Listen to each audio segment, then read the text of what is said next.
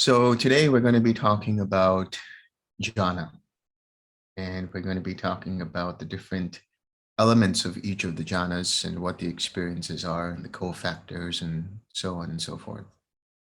But we're going to use a different sutta to talk about jhanas. Usually we go with Majjhima Nikaya 111, the Anupada Sutta, which really details out each of the jhanas with regards to Sariputta's journey through them.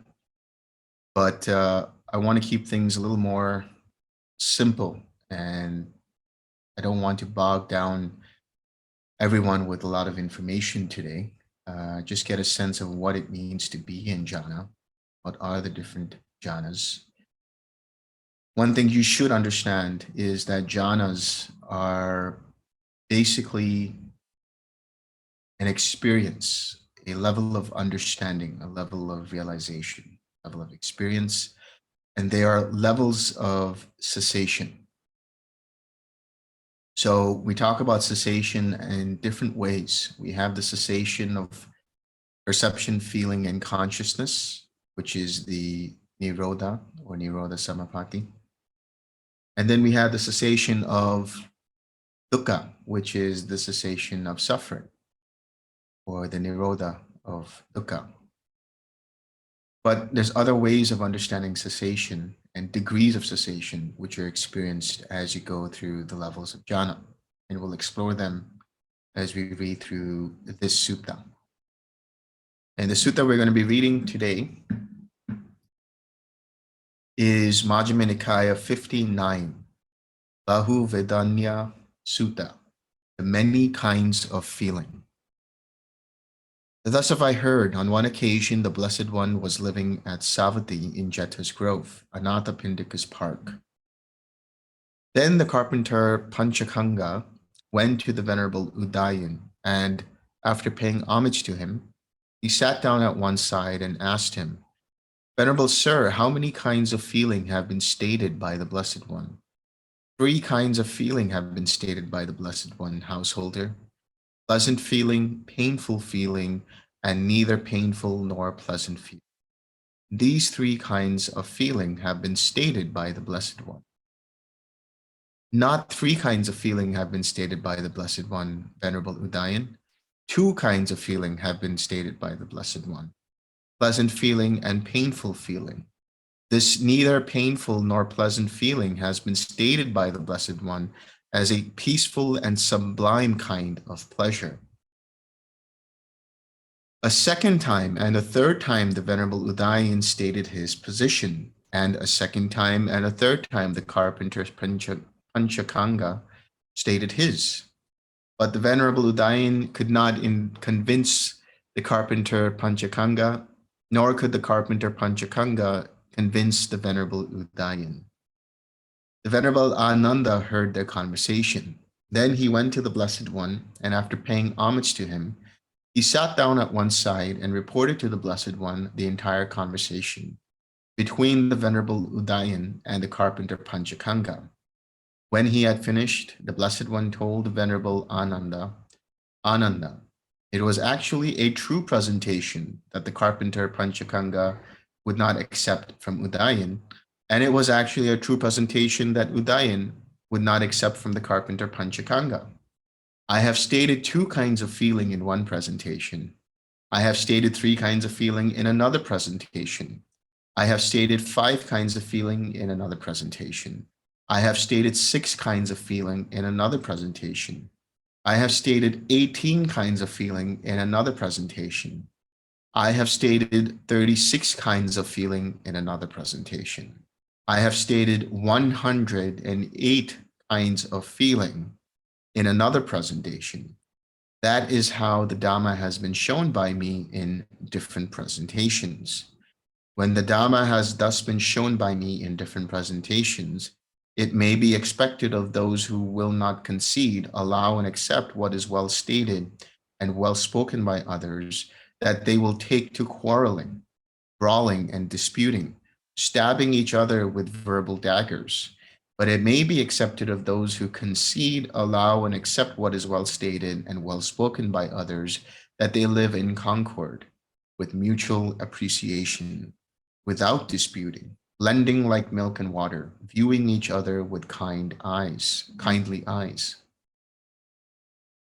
So in other words, what the Buddha is saying is he's given different talks, and in different talks, he's talked about the feelings in different ways. He's talked about feeling as being connected to the body and connected to the mind. He's talked about feeling as being painful or pleasant or neutral, neither painful nor pleasant. He's talked about feeling in reference to the three kinds of experiences of joyful feeling, equanimous feeling, and grievous feeling. He's talked about feeling in the form of the feeling of the householder or the feeling of the bhikkhu. He's talked about feeling in reference to the six sense bases. He's talked about feelings in reference to the past, present, and future, and so on and so forth. So it all depends upon the context, and all of them are right in their own way. It all depends upon what it is that you're trying to understand and resolve in the way of your misunderstanding. So when you come across somebody talking about the Dhamma and it might be different from what other people might say or what another person has said, it's not necessary that they contradict one another. It's just that it's a different way of looking at the same thing. So feeling or formations or perception or any of the things that the Buddha has talked about and his Arhat monks have talked about or monastics have talked about, they might seem contradictory, or they might seem like they are talking about two different things, but really they might be pointing at the same thing from a different angle. It's like that imagery that you might have heard of, if you're familiar with certain philosophical concepts, where you have people who are either blind or blindfolded, and they go up and they're asked to describe an elephant, and each one, one tugs at the tail, another tugs at the trunk, another sees or feels the legs of the elephant, and another feels the tusks. And they all say that, no, this is the elephant, or the trunk is the elephant, or the legs are the elephant. But in fact, they're all pointing to the same thing. They're all part of the elephant. It just depends upon the perspective and what is exactly being trying to achieved in terms of understanding the Dhamma on a deeper level. So when it comes to discussions of deep Dhamma, when it comes to matters of deep Dhamma, it's best to just listen and understand before allowing the mind to discard it without even taking into account what it's referring to. And so the Buddha continues, Ananda, there are these 5 chords of sensual pleasure. What are the 5? Forms cognizable by the eye that are wished for, desired, agreeable, and likable, connected with sensual desire and provocative of lust. Sounds cognizable by the ear, odors cognizable by the nose, flavors cognizable by the tongue, tangibles cognizable by the body that are wished for, desired, agreeable, and likable, connected with sensual desire and provocative of lust. These are the 5 chords of sensual pleasure. Now, it can also talk about sensual displeasure that can provoke aversion. So there can be sounds that are disturbing to the ear, flavors that are uncomfortable to the tongue, odors that are disgusting to the nose, feeling tangibles that are uncomfortable for the body, and disagreeable sights that are disagreeable to the eyes. Now, the pleasure and joy that arise dependent upon these 5 chords of sensual pleasure are called sensual pleasure. So meaning the pleasure and the experience that you feel, the joy that you feel, that in itself is the sensual pleasure. That is to say, the eye sees something beautiful, and the feeling that arises, the experience of joy that arises, that elation that arises at seeing something that is agreeable, is that pleasure itself. It's not the eye, nor is it the object of the eye. The beautiful sight in itself is beautiful because the mind perceives it as beautiful. To another person, it might seem displeasurable. Same with any of the objects of the sense bases, the five physical sense bases. So whatever arises in the way of feeling or arises in the way of experiencing joy, that in itself is the pleasure that is born from the senses, born from the sensual objects. Should anyone say that this is the utmost pleasure and joy that beings experience, I would not concede that to him. Why is that? Because there is another kind of pleasure, loftier and more sublime than that pleasure. And what is that other kind of pleasure?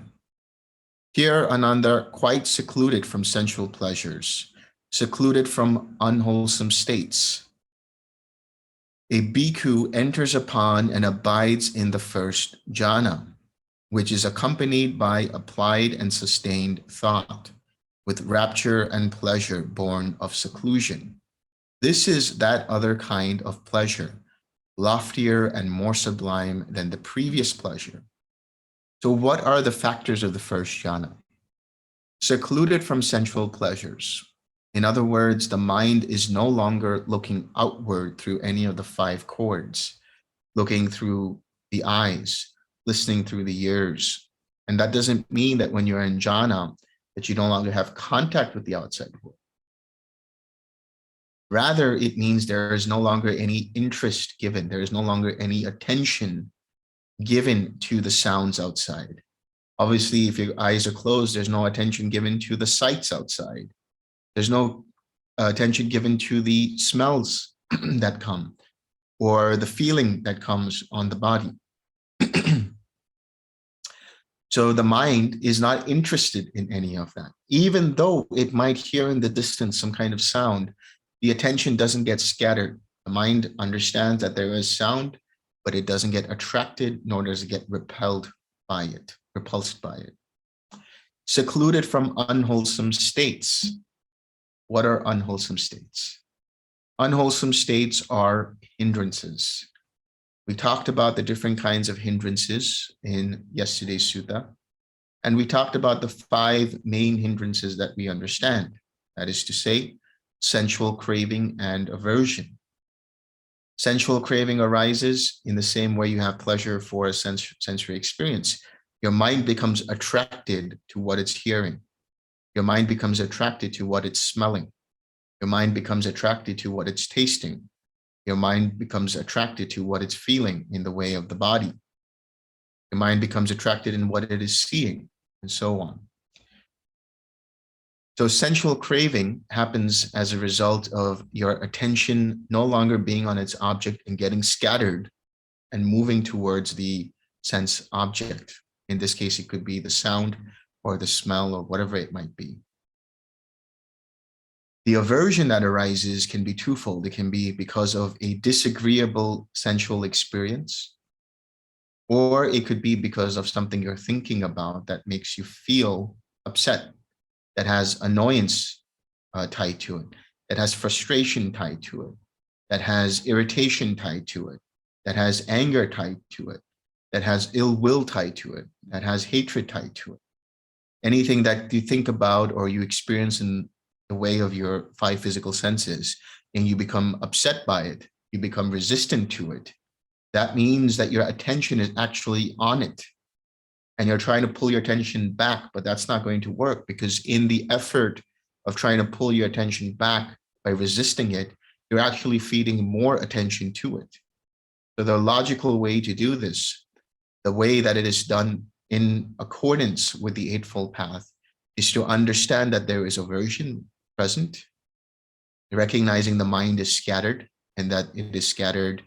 And by being scattered, it is no longer on its object, recognizing that, releasing your attention from that, relaxing the mind and body, coming back to the smile, and then coming back to your object of meditation. Then you have, as we talked about, restlessness, sloth and torpor, and doubt. Restlessness is anxiety and worry and agitation. It's when your mind tries too hard. When you try too hard, it causes that tension. It causes energizing thoughts, an activity and flurry of thoughts. And so you have to pull back a little bit. Notice that the mind is scattered. Release your attention from it. Relax the mind and body. Come back to the smile and come back in a gentle, soft manner back to your object of meditation. Sloth and torpor is the other way around. You're not having enough energy to be able to focus the lens on the object. You're not able to watch how mind is perceiving that object. And therefore, your mind becomes scattered. Same thing, you use the 6 R's and you come back. Doubt, as we talked about, is that process in which you have doubts about the practice, or doubts about what is wholesome or unwholesome, doubts about what is the Dhamma and what is not the Dhamma, so on. And so you recognize that your mind becomes flustered by that. You release the attention from it. You relax, you smile, return, and repeat whenever necessary. So when you're secluded from sensual pleasures, that means you're no longer interested in them. Your mind is now inclining towards an object of meditation in the mind. It's coming towards the experience, the feeling. Now, when you experience the physical sensation of warmth and so on and so forth, it's not actual physical warmth. It's the feeling, the mental experience of that fuzziness, of the loving kindness that's there. So when you feel that, when you're experiencing that, that is purely a mental feeling, but it's felt as manifesting in the body as a warm feeling in the chest, or a rising up into the head, or whatever it might happen. So you're secluded from sensual pleasures means you're secluded from the 5 physical sense bases and their experiences. You're more looking at what's happening in the mind because your mind becomes collected around its object. Secluded from unwholesome states means that your mind is collected. The attention is not scattered and therefore hindered by the hindrances that we spoke of. And so this first jhana is accompanied by applied and sustained thought. What does that mean, applied and sustained thought? Applied and sustained thought means thinking and examining thought. It's the application, initial application of verbalizing. When you say, may I be happy, may I be well, may I be content, may I be free of suffering. Or when you visualize something that is wholesome to bring up the feeling of loving kindness, that initial intentionalizing is the application of thought. And then putting your attention on it for some time is the sustained thought. Putting your attention there, placing it and keeping it there is a sustained thought. And this is accompanied by rapture and pleasure born of seclusion. That means now you're experiencing a joy and peace, a joy and comfort, not of this world in the physical sense. Now you are in a supramundane world. A mundane world has to do with the 5 physical senses. Now you're experiencing pleasure that is not born from the sensual experiences. You're experiencing pleasure because you're secluded from them, and you are starting to experience this metta. And that is why it is more sublime than the previous pleasure. And that is why I also say that if you continue to be in jhana, if you continue to practice jhana, the mind automatically loses interest in sensual experiences. You don't have to suppress the desire for sensual experiences. You don't have to suppress the aversion and things like that. You see that there is a higher kind of pleasure that is not born from the 5 sense bases, the physical sense bases. There is a pleasure that is supramundane, out of this world, and that is to say in the mind. Should anyone say that is the utmost pleasure and joy that beings experience, I would not concede that to him. Why is that?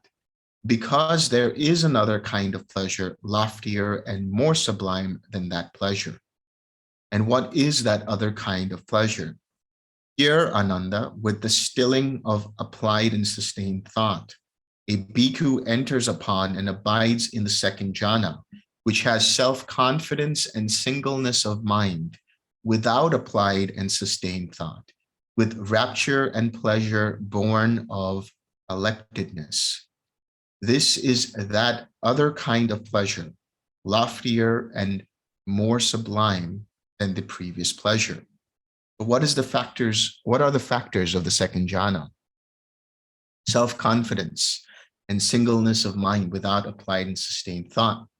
What this means is, in the beginning, you initially intentionalize the experience of metta through verbalizing and visualizing. But now you let go of the verbalizing, you let go of the visualizing, and you stay with the metta.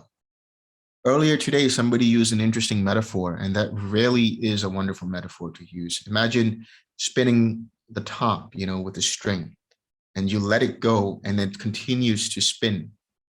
Now, obviously, it will stop, but in the sense of if it continues to spin without any extra effort, that means there is no longer any application of further thought. There's no more sustenance of the initial thought to bring up that metta. Now the metta is happening on its own. And now in this jhana, your job is to just observe that metta flowing in your heart and flowing outward to your spiritual friend, or flowing inside in your heart if you keep your spiritual friend in your heart. And so self-confidence means now everything is on autopilot and all you're doing is just watching. You have complete confidence. This is feeling great, and you no longer have any doubts about the practice, because now you see that this metta is just going on. You don't have to do anything but pay attention to it. It is your attention, your observation to the metta that fuels that metta to continue to flow. And that singleness of mind means that the mind is unified. The attention is unified. It is no longer scattered, thinking about this or that. Even if there are background thoughts are not referring to applied or sustained thought. Background thoughts are just thoughts that arise due to certain formations. Let those go. But the initial verbalizing is gone, which means what has ceased is the verbal formations. So this is in the first case, in the first jhana, what ceases is the interest in sensual experiences, is the hindrances. What ceases are the hindrances. In the second jhana, what ceases is the initial application of thought, which is the verbalizing. So verbal formations cease here. And then there is the rapture and pleasure born of collectedness.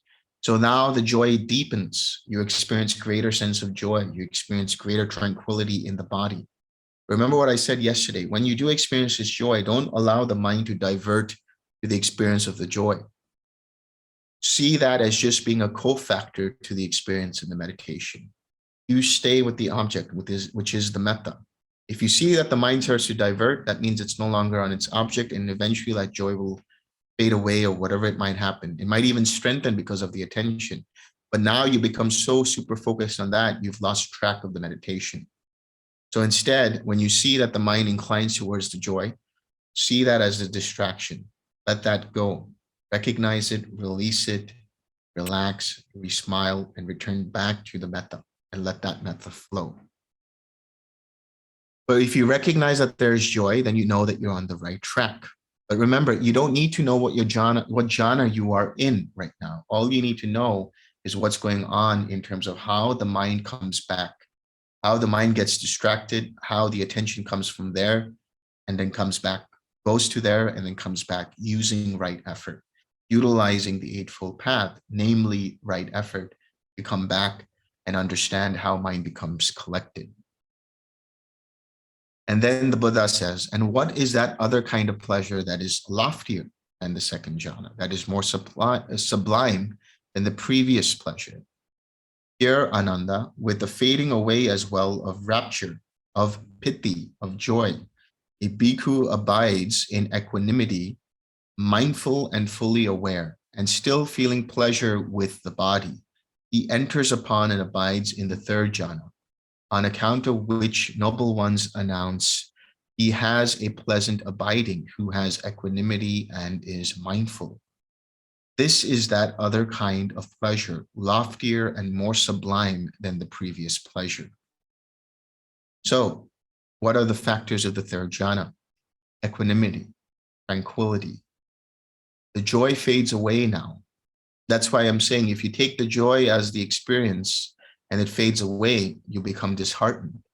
Sometimes people experience the metta in greater detail, and sometimes it fades away because they're mistaking the joy for the metta.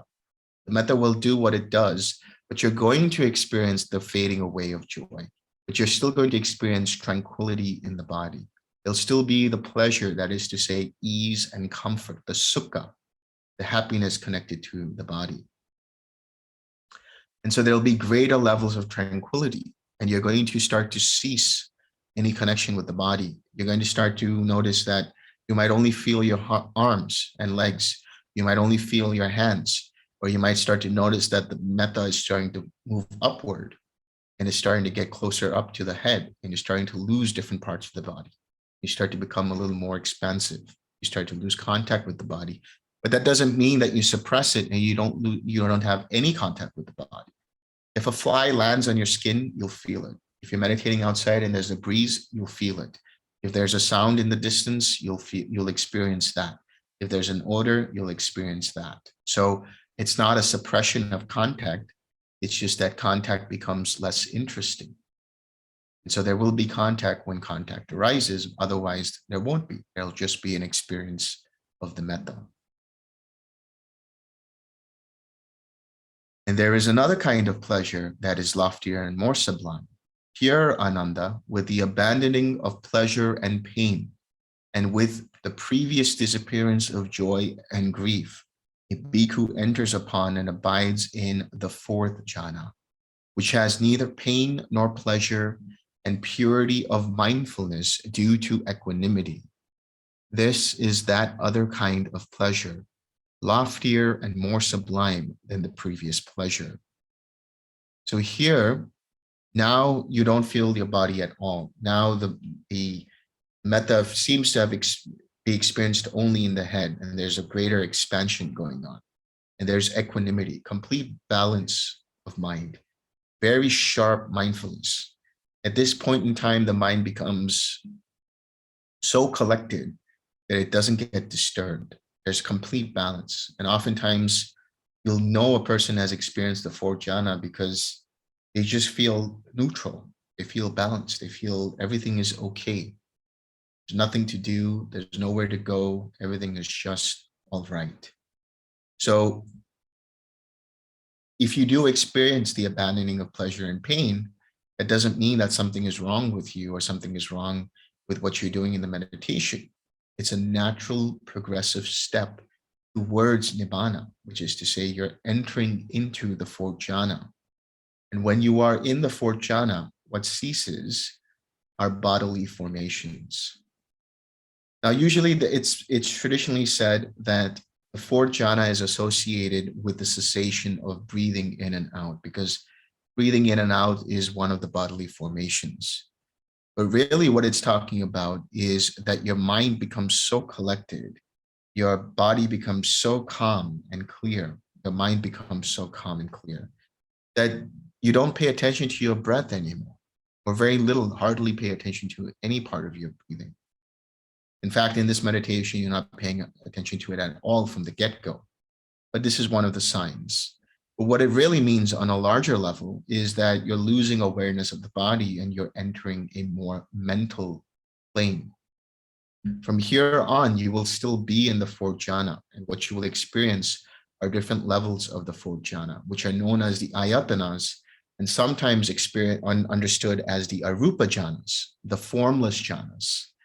And these are infinite space, infinite consciousness, nothingness, neither perception nor non-perception, which we'll get to. But what you have to understand is now there is no longer anything to do with feeling in the body. Now you are purely in the mental realm. Pure Ananda with the complete surmounting of perceptions of form. That is to say, the complete surmounting of this whole body. Now you're not perceiving the body anymore. With the disappearance of perceptions of sensory impact, there will still be contact, but you're not interested in that anymore. With non-attention to perceptions of diversity, you're no longer in the territory of paying attention to what's going on outside. Aware that space is infinite A bhikkhu enters upon and abides in the base of infinite space.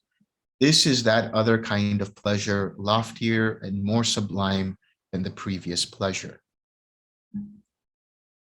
Here in infinite space, the limit of compassion is infinite space.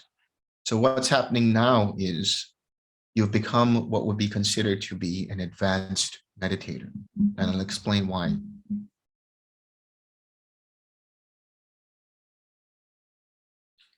Because now you go beyond the limit of loving kindness. Now the loving kindness changes in its quality. It becomes compassion, it becomes karuna. And it is a different quality. It is a softer version, let's say, of loving kindness. So you will notice that change. You don't need to make the change. You will notice it and you will just see how it naturally changes. And here, what you're doing now is you're going to be radiating the feeling of loving kindness in each direction, the 6 directions, and in all directions at the same time after that. And when this happens, there is a level of spaciousness where you are no longer connected with your body. It feels like there is only space everywhere. There's only this infinitude of space, no boundaries, no borders, no limits. And this expansive feeling is accompanied by that experience of compassion. And then there is another kind of pleasure that is more sublime. Here, Ananda, by completely surmounting the base of infinite space, aware that consciousness is infinite, the bhikkhu enters upon and abides in the base of infinite consciousness. This is that other kind of pleasure, loftier and more sublime than the previous pleasure. So consciousness is infinite. That is to say, the base of infinite consciousness. There's a deeper understanding of this, just more than just saying that now the awareness becomes as infinite as the spaciousness. Actually, at this point, not only does that happen, but now you see consciousness for what it actually is. That it is not this one unified, uniform, permanent, independent awareness or consciousness. Rather, just like the light that's hitting is made up of quadrillions and quintillions of individual photons that produce that ray of light. Consciousness, as you experience it, is actually made up of iotas of consciousnesses arising and passing away in every moment. So when you have this experience, what happens is you have an experience of what is known as mudita. The compassion changes to altruistic joy. For the purposes of the meditation, the experience is a very subtle kind of joy. It's a softer kind of joy, a more content kind of joy. And accompanied by that is this experience of flickers. Some people might experience flickers of the arising and passing away of eye consciousness. Some people might hear clicks, which is the arising and passing away of ear consciousness. Some people might experience phantom smells or tastes, which are the arising and passing away of nose and tongue consciousness. Some people might feel as if like spiders are on their skin or something is tingling on their skin. And this is the arising and passing away of body consciousness. And some people might see thoughts, but they slow down. There's fragments. There's space between each of those thoughts. And this is showing the arising and passing away of mind consciousness. So this, when I snap my finger, that is hundreds of thousands of air consciousness arising and passing away. But it seems like it's just this sound of the snap that hits the ear. But in truth, in that moment, there's the arising and passing away of the awareness of one sound or iota of sound, and then the next sound, and then the next sound, and the next sound, the different sound waves that travel into the ear canal and are experienced by the nerve endings of the ear. Same with the eyes, the photons that hit the eyes. Same with the molecules that hit the tongue and hit the olfactory bulb. Same with the experience that is experienced by the sensors in the body, by the by the nerves in the body. And same in the brain, where there's processing going on when it comes to thoughts. So consciousness is not one all-pervasive unit. It is made up of the arising and passing of consciousness, of different kinds of consciousnesses. And what that means is you start to see in that experience, you don't intellectualize it, you don't rationalize it. You are seeing for yourself in that moment because your mind becomes super clear, super sharp, and super fine to such a degree that it's able to actually see in that moment a slowing down of the consciousness arising and passing away. And in that process, it's seeing for itself, experiencing in the here and now impermanence of consciousness. And therefore, it starts to get tired of this arising and passing away because it continually sees this. And it sees for itself in the here and now the experience of dukkha, the unsatisfactory nature of all conditioned existence. And it sees that there's no controller here. You are not in control of any of the things that are happening in the body. Any kind of involuntary jerks that you experience, any kind of experience you're experiencing through the years, you cannot control that. You cannot control what happens with regards to what kind of thought you're having. If you could say, my next thought is going to be this, but you're only experiencing thoughts as and when they arise and pass away. Likewise, for any of the experience of the other parts of the six sense bases. And what that means is this whole process is impersonal. There's no controller here. So anything you're experiencing in the way of the body, anything you're experiencing in the way of the jhanas, anything you're experiencing in the way of metta and compassion and joy and later equanimity, that's all a natural progression because of a series of causes and conditions that cause it. And so there's no you there. There's no personality there. It's just happening because of certain factors that give rise to it. Take away those factors and they're no longer there. So you're seeing for yourself the experience of anatta. And eventually things start to slow down to such an extent that you start to notice the gaps in between one arising and passing away, and in between one passing away and the next arising. And these gaps start to widen and widen and widen, and the arising and passing away slows down to a halt.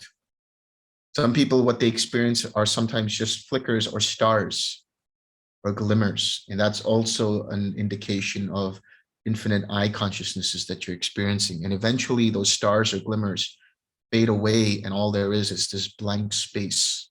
And that is the perception of nothingness, which we're going to get to now. And what is that other kind of pleasure that is loftier and more sublime than the previous? Here, Ananda, by completely surmounting the base of infinite consciousness, aware that there is nothing, a bhikkhu enters upon and abides in the base of nothingness.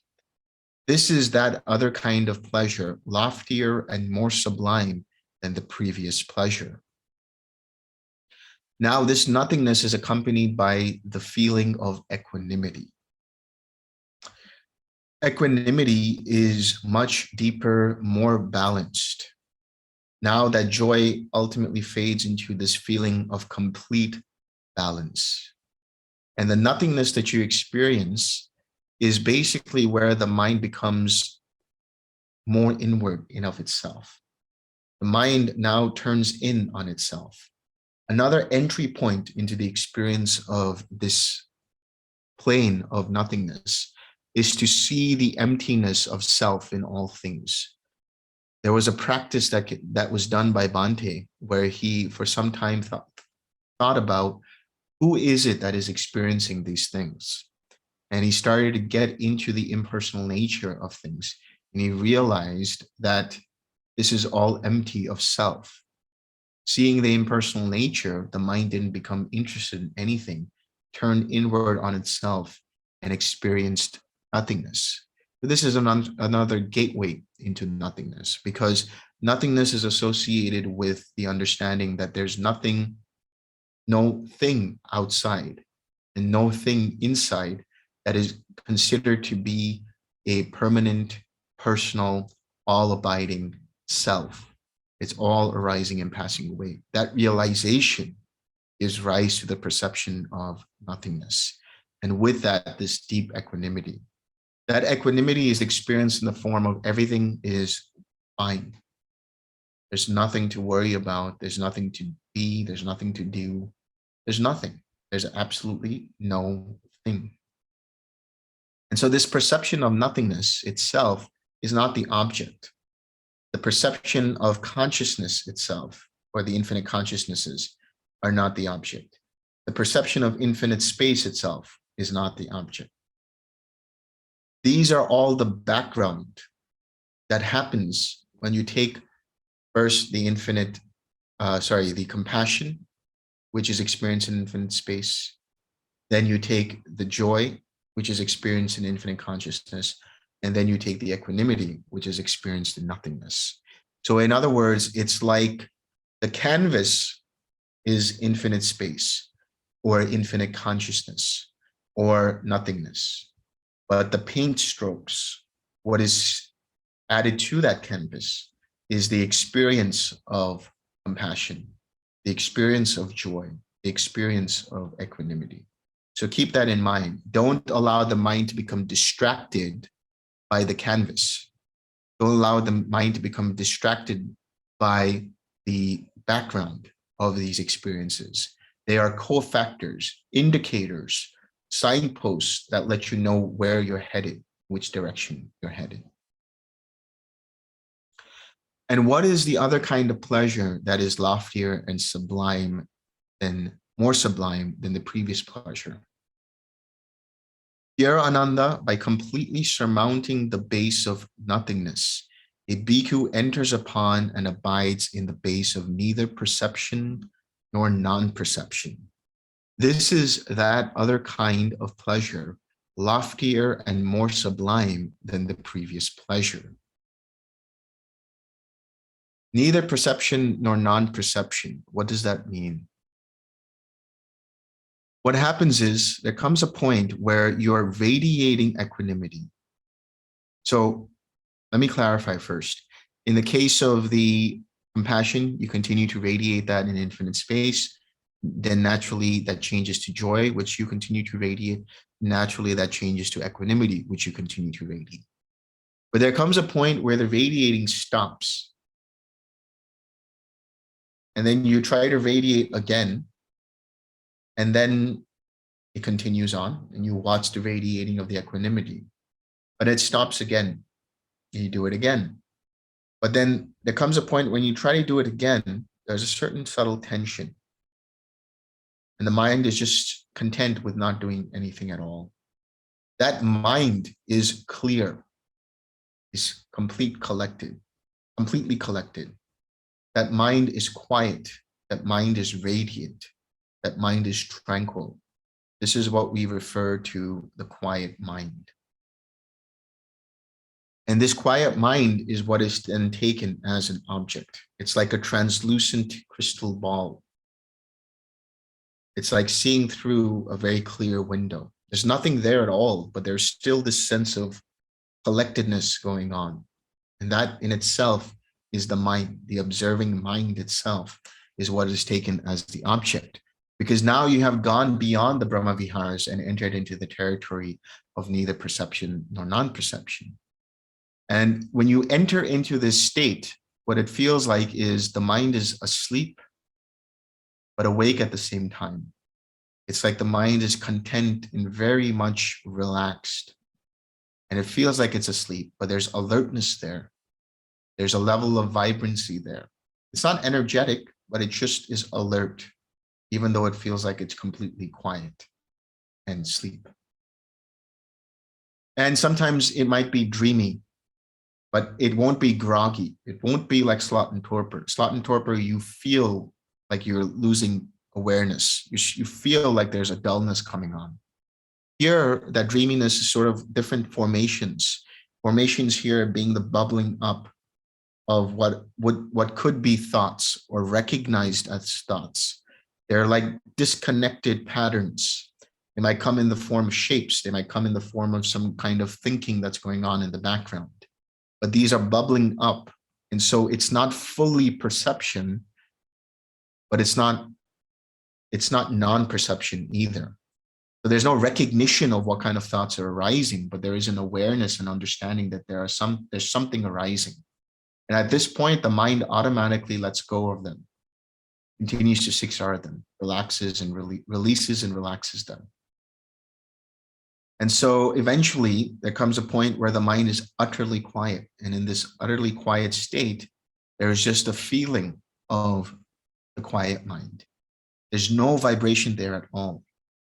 And at this point, you'll be meditating for quite some time. You'll be meditating for 3 hours, 4 hours, 5 hours, 6 hours even. And you might spend an entire hour with nothing going on. You might spend a couple of hours with nothing going on. And this is where the risk of boredom comes into being. That boredom arises because the mind is used to stimulus, used to stimulation. And then that boredom can manifest as restlessness or as sloth and torpor. When it arises as restlessness, there might be a flurry of thoughts coming up. And this is where you microdose the different enlightenment factors, balancing act of the enlightenment factors. When you experience the restlessness at this point, at the 8th jhana, you start to relax, to tranquilize, bring in some tranquility. You collect your mind around the quiet mind. You have equanimity. You pull back a little bit, and now that restlessness fades away. But when you have any kind of sloth and torpor happening, when you recognize it and you release it, you let go of it and you relax, you then bring in more focus, bring in a little bit of joy, micro doses of joy, of interest, little bit of effort, just tiny little intentions, because the level of mind here is so subtle, so impressionable, that just a tiny dose is enough to bring it back into balance. You do a little bit more and you get into the side of restlessness. Bring a little too much joy, bring a little too much effort, and you start to bring in restlessness. On the other side, when you're restless, you bring in a little too much tranquility and you start to get into sloth and torpor. So just tiny amounts and wait and see what happens. And you start to see the mind incline towards balancing back to the quiet mind. Now there comes a point where in this neither perception nor non-perception, that because the quiet mind is so utterly quiet, so utterly sublime, without any vibrations at all, that there is no more fuel for any arising of further feeling or perception.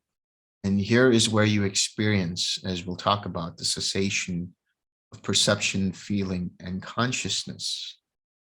So the Buddha says, should anyone say that is the utmost pleasure and joy that beings experience, I would not concede that to him. Why is that?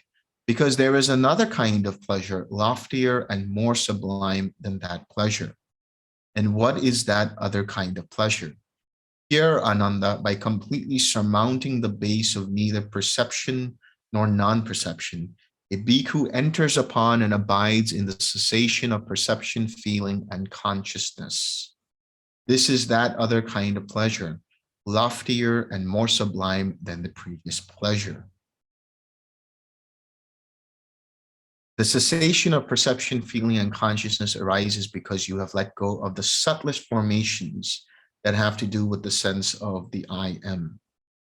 When there is no more vibration going on and the mind is utterly quiet, no more fuel is given for further contact in the mind for feeling and perception to arise, there is then cessation of that perception and feeling.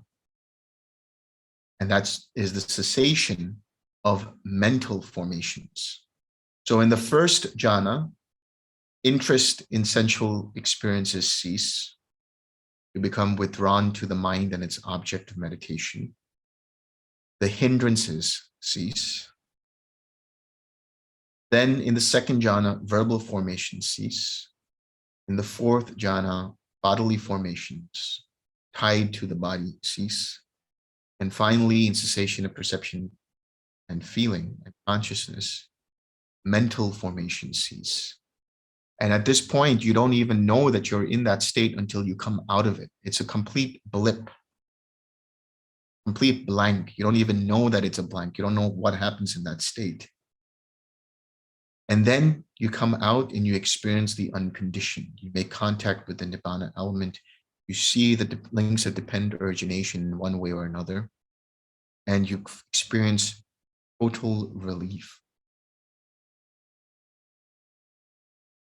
You experience a feeling like as if a ton of bricks have been lifted off of your shoulders. You have let go an ocean of suffering, and you have experienced the attainment of stream entry. When you experience this, you have not only attained Nibbana, but you have destroyed the first three fetters. Now you understand the impersonal nature of all things. So you no longer have a belief in a personality that is all abiding. You no longer have doubt in that this is the path leading to the experience of Nibbana. And you no longer have any belief in rites and rituals in that they will take you to Nibbana. You cut off the possibility of rebirth in any lower realm, lower than the human plane of existence. And when you experience this, what you will see is that the colors of joy, you might not even be able to sleep that night. And that's okay. You have a lot of joy, you have a lot of energy. And you experience like the greens of grass and trees and leaves are vibrant. The reds of roses, the pinks of different flowers are vibrant. The sky, when you see the clear blue sky, is just amazing azure, bright, clear, bright blue. Just everything seems to be holographic. Everything seems to be hyper real, hyper dimensional. And this is because you have cut off the fetters. And because in those moments, the mind is completely clear. The sharpness of the mindfulness is so clear that there's nothing impeding the senses in the way of whatever it is experiencing. And when you report this, what we will do is we will tell you, all right, go and sit back and do it again.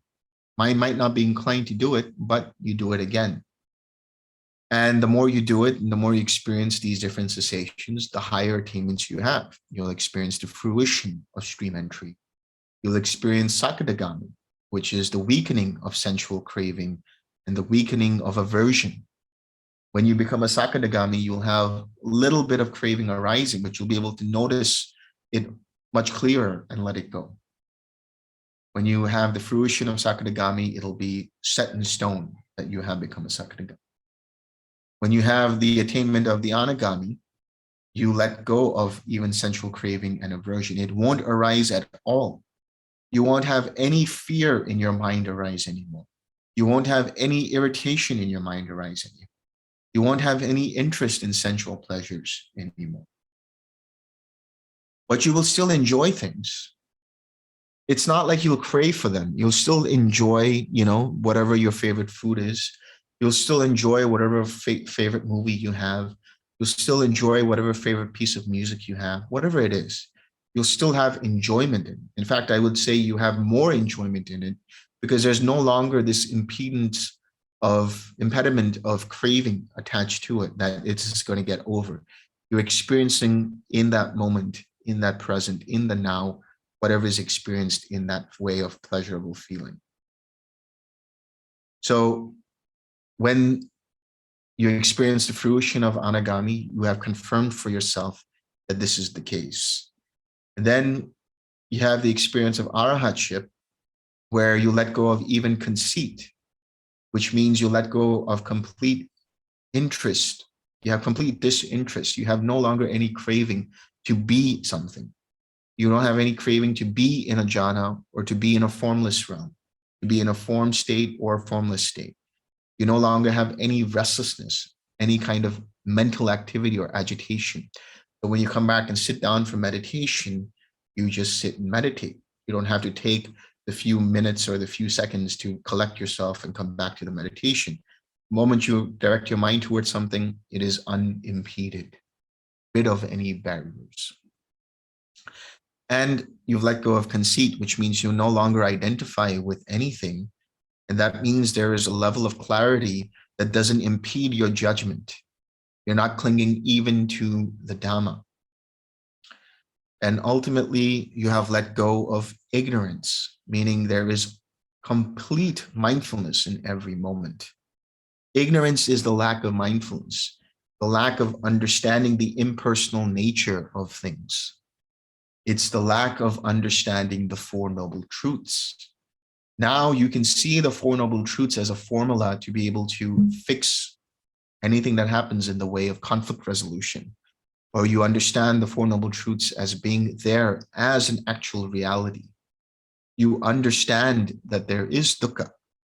You have abandoned the craving and all of the hindrances and ignorance and conceit and all of the fetters that give rise to that dukkha. You have experienced nirodha and nibbana for yourself, and you have cultivated and perfected the Eightfold Path on the way to nibbana. And therefore, as an arahant, you then unlock the two path, let's say the path results in the Eightfold Path. That becomes the Tenfold Path, which is right insight or right knowledge and right liberation. The right knowledge is the understanding and experience of the Four Noble Truths.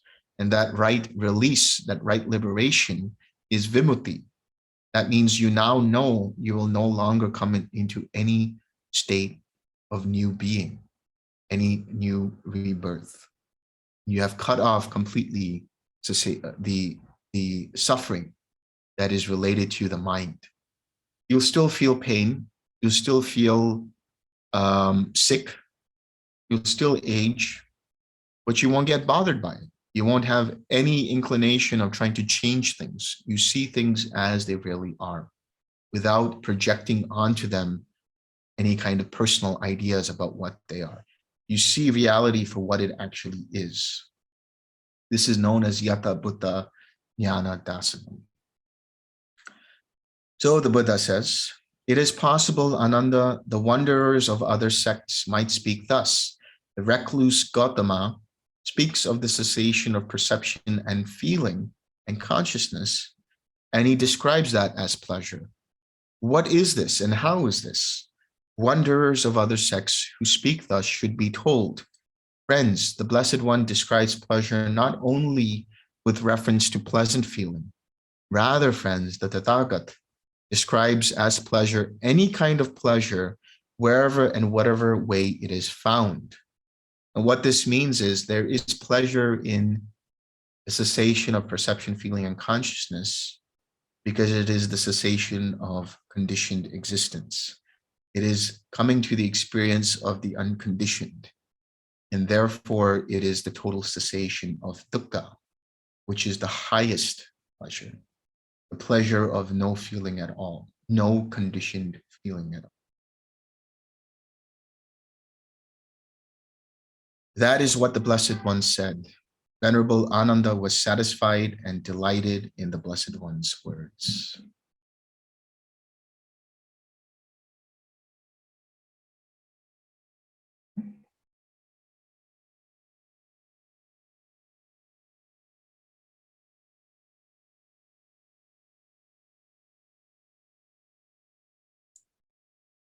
What are the thought moments and life continuum? That's all Abhidhamma stuff. It has nothing to do with the practice, really. But when you talk about thought moments, that's really talking about chitta, and life continuum is talking about bhavanga. That has to do with rebirth in the sense of the continuum from one moment to the next moment. But for the purposes of the practice, what you should understand is the arising and passing away of consciousnesses is giving insight for you the experience, the experience and the insight into anicca, into dukkha, and into anatta. So when you talk about rebirth, what you're talking about is the experience of how one thought can give rise to craving, and the craving to that thought can give rise to another birth in the macro level. So I wouldn't concern the mind with that at all for the purposes of the practice.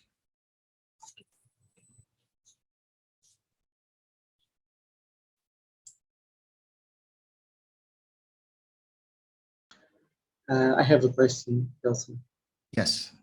So, if I understood correctly, in order to go to first path, second path, and so on, all we need to do is the jhanas and the meditation of the directions, and it will just come to in time. Is that it? Yes.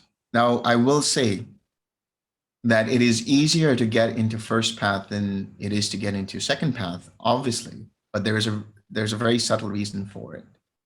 Because in the first time you experience it, there's no expectation of what's going to happen.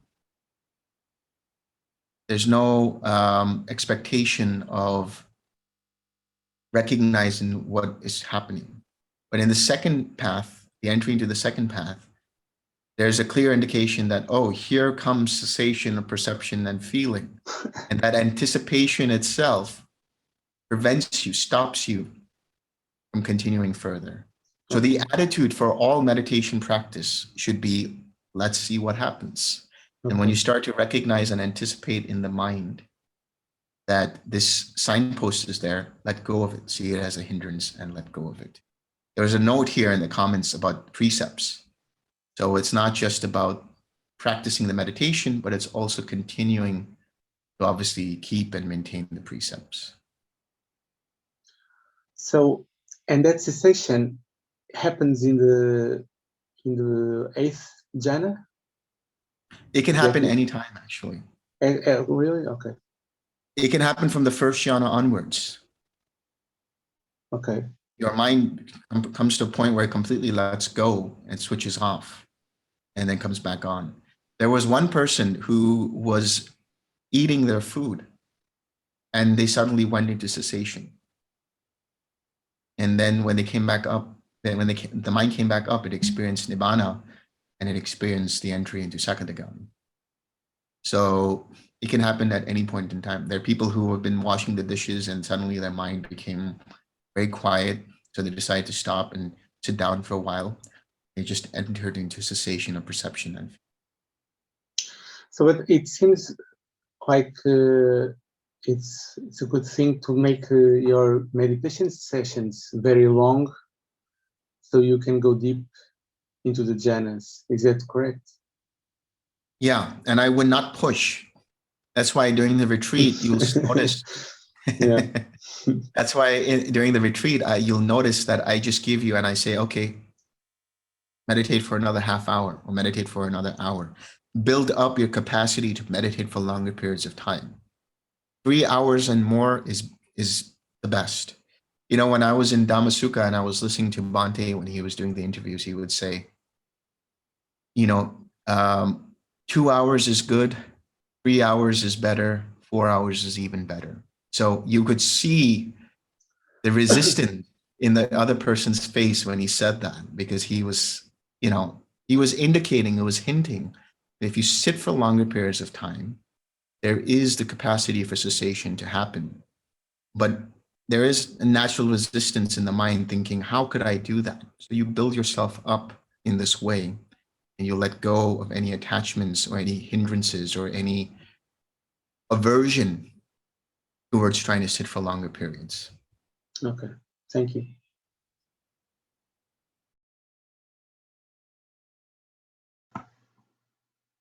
Eric, you had a question? Kind of actually answered it. It was about cessation can happen anytime. But I have in one of the talk I listened to with Bhante, he spoke about this equanimity to formations that they speak about in Mahasi, and he said that I kind of understood it that is not the right cessations, or if you have cessations in that tradition, it doesn't lead to the same thing. I don't know. I would replace that understanding, because what Bhante is pointing out to is actually what I should have covered in the jhana, which is the experience of disenchantment and dispassion. So what you're experiencing is when the formations arise, you become disenchanted with them. Disenchantment means, like, for example, say you eat your favorite dish, your all-time favorite dish, and you really enjoy it and you really relish it. And then somebody makes you a second portion and you enjoy it, but you don't enjoy it as much the second time around. The third time around, somebody gives it to you and now you become sick of it. But what changed? It's the same favorite meal of yours. What changed is you had disenchantment for that. You've already experienced it and you've done away with it. You don't want any more to do with it.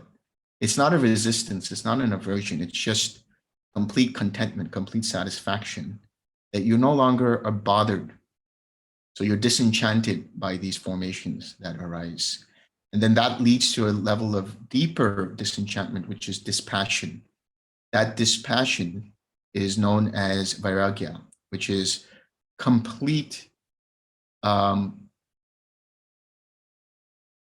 disregard, let's say, for what's happening. It's just a deeper level of equanimity. So disenchantment is a lower, or let's say a higher level of equanimity, in the sense that it is a deeper level, but you're getting lower and lower in terms of mental activity. And a dispassion takes that 100-fold. And then that leads to the experience of cessation of perception, feeling, and consciousness. So that dispassion also has to do with the cessation or the disinterest in the sense of I am. The formations related to conceit that arise and give rise to the sense of I am, that too is completely disregarded. And when that's completely disregarded and there's only this quiet mind for quite a long time, because there's no more fuel given for further feeling and perception, that also fades and there's cessation of perception, feeling, consciousness.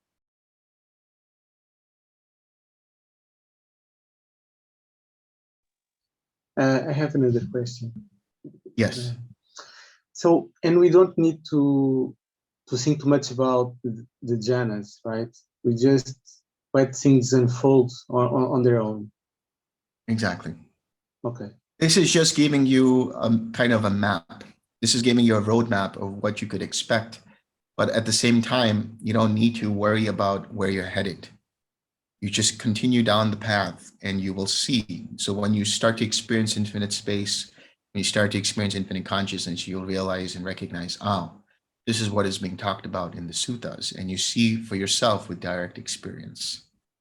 Okay, so I don't need to decide, oh, I want to go to the next jhana, something No, like that. at this point, no. At this Okay, point. you can do it. You can do it after you master the jhanas. Okay. It's known as determinations, yeah. All right, thanks.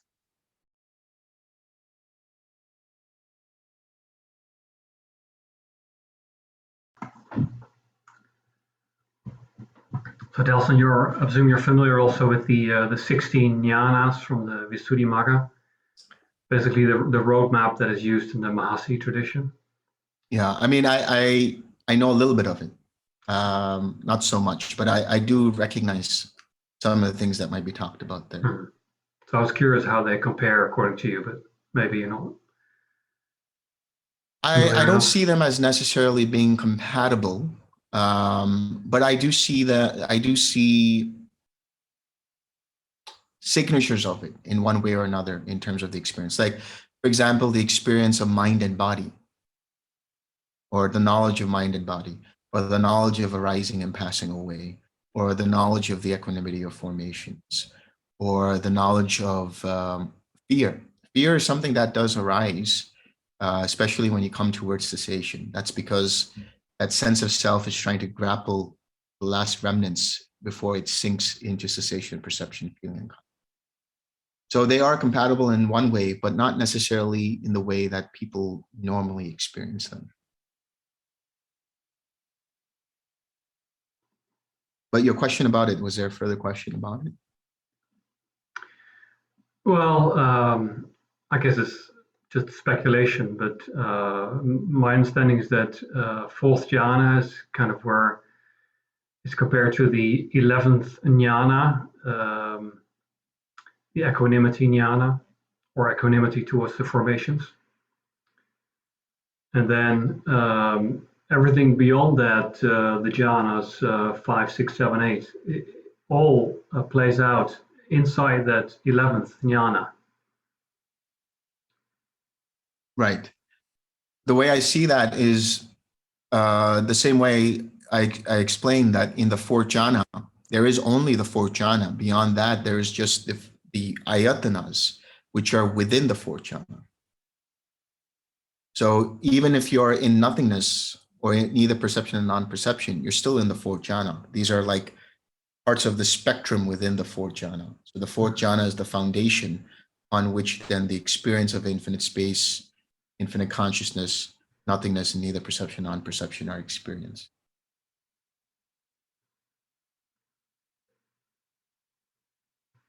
Thank you.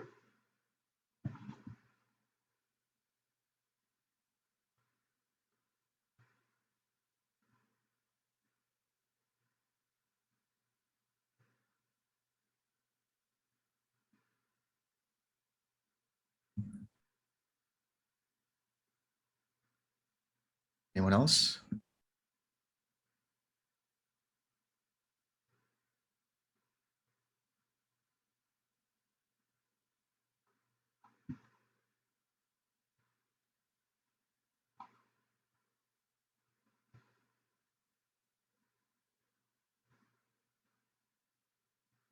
Okay, let's share some merit.